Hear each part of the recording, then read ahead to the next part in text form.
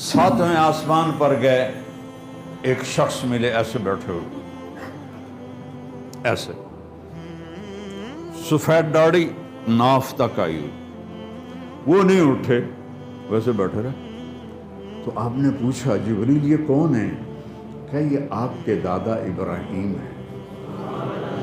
ہمارے نبی چل کے گئے، کیا سبق دیا کہ بیٹا خاتم الانبیاء بھی ہو تو باپ کے پاؤں چھونے پڑیں، یہ سبق دینا۔